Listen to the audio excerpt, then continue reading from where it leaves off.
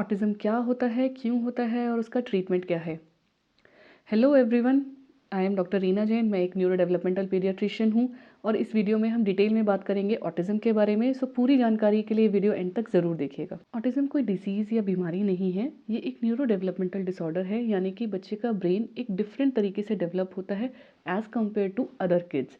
इसीलिए ऑटिज़्म के बच्चों को न्यूरो डाइवर्जेंट भी बोलते हैं। ऑटिज़म में बच्चे के मोटर माइलस्टोन्स यानी कि अपने हाथ पैरों का कैसे इस्तेमाल करना है, चलना, दौड़ना, उठना, बैठना बच्चा टाइमली सीखता है, लेकिन बच्चे की लैंग्वेज स्किल्स और सोशल स्किल्स डिलेड रहती हैं। अपनी एज के हिसाब से बच्चा लैंग्वेज और सोशल स्किल्स में पीछे रहता है। अगर ऑटिज़म में साइंस एंड सिम्टम्स की बात करें तो सबसे ज़्यादा पेरेंट्स को जो कंसर्न होता है वो होता है कम्युनिकेशन डिले, चाहे वो वर्बल कम्युनिकेशन हो या नॉन वर्बल कम्युनिकेशन।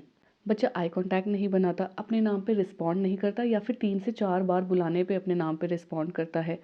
जो चीज़ चाहिए उसकी तरफ पॉइंट करके नहीं बताता। अगर घर में कोई रिलेटिव्स या फ्रेंड्स आ जाएँ तो उन्हें हेलो, हाय, नमस्ते या बाय बाय नहीं करता। कुछ पेरेंट्स बताते हैं कि वैसे तो बच्चा ए टू ज़ेड या फिर राइम्स गा लेता है, लेकिन मम्मी को देखकर मम्मी या पापा को देखकर पापा अभी तक नहीं बोलता। सोशल स्किल्स बहुत अच्छे से डेवलप नहीं होती। बच्चा अकेले रहना ज़्यादा पसंद करता है, अकेले ही खेलता है, अपनी एज के बच्चों के साथ पीयर ग्रुप में खेलना पसंद नहीं करता, फ्रेंड्स नहीं बनाता। इसी वजह से बच्चे की प्ले स्किल्स भी पुअर होती हैं। बच्चे को पीपल गेम्स में कोई इंटरेस्ट नहीं होता, जैसे कि रिंग अराउंड द रोजेज या फिर हाइड एंड सीक खेलना। बच्चा रोल प्ले या प्रिटेंड प्ले जैसे कि गुड्डा गुड्डियों के साथ खेलना या डॉक्टर सेट के साथ खेलना, ऐसे प्लेज में भी बच्चा इंटरेस्ट शो नहीं करता। बच्चों में रेपिटेटिव मूवमेंट्स बहुत ज़्यादा देखने को मिलते हैं कि हैंड फ्लैपिंग करना या फिर गोल गोल घूमना, फिंगर्स को अपनी आइज़ के पास लाके देखना या टो वॉकिंग करना या आगे पीछे बैठ के हिलते रहना।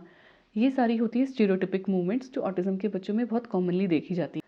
पेरेंट्स का कंसर्न होता है कि बच्चा जो है एक ही चीज़ को लेकर बहुत ज़्यादा पसेसिव हो जाता है, जिसे हम फिक्सेशन ऑफ इंटरेस्ट बोलते हैं।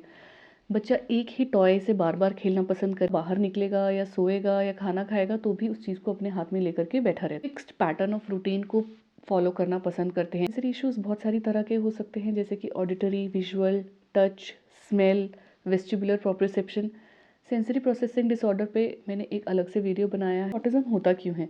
ऑटिज़म किसी एक कारण या एक वजह से नहीं होता है, इसके बहुत सारे फैक्टर्स इन्वॉल्व होते हैं, जैसे कि जेनेटिक्स या फिर एनवायरमेंटल फैक्टर्स। जेनेटिक फैक्टर्स का मतलब ये नहीं है कि फैमिली में पेरेंट्स को या फिर किसी और को ऑटिज़म रहा होगा तभी बच्चे को ऑटिज़म हो सकता है। बहुत सारे पेरेंट्स को इस तरह का गिल्ट होता है कि शायद उनकी बैड पेरेंटिंग की वजह से या बहुत ज़्यादा टीवी या फ़ोन दिखाने से बच्चे को ऑटिज़म हो गया, तो पेरेंट्स ऐसा नहीं है। ऑटिज़म की ट्रीटमेंट के लिए जो सबसे ज़्यादा इंपॉर्टेंट है वो है थेरेपीज़, जैसे कि occupational therapy, play therapy, behaviour therapy, sensory integration therapy. Therapist RCI licensed होना चाहिए, उसके पास प्रॉपर डिग्री होनी चाहिए, प्रोफेशनल होना चाहिए बच्चे को थेरेपी प्रोवाइड करने के लिए। नो क्लोज डोर थेरेपीज़, ऐसा नहीं होना चाहिए कि बच्चे को एक बंद कमरे में थेरेपीज़ दी जा रही है और पेरेंट्स को उसमें इन्वॉल्व ना किया जाए। Parents should always be allowed to enter the room for therapy. सबसे बड़ा सवाल आता है कि क्या कोई ऐसी दवाई है जिससे ऑटिज़म ठीक हो जाए? तो पेरेंट्स, ऐसी कोई दवाई नहीं है जिससे ऑटिज़म अचानक से और एकदम से ठीक हो जाएगा। बहुत सारे पेरेंट्स का कंसर्न होता है कि क्या हम बच्चे को ग्लूटेन फ्री और मिल्क फ्री डाइट शुरू कर दें जिससे कि ऑटिज़म ठीक हो जाएगा?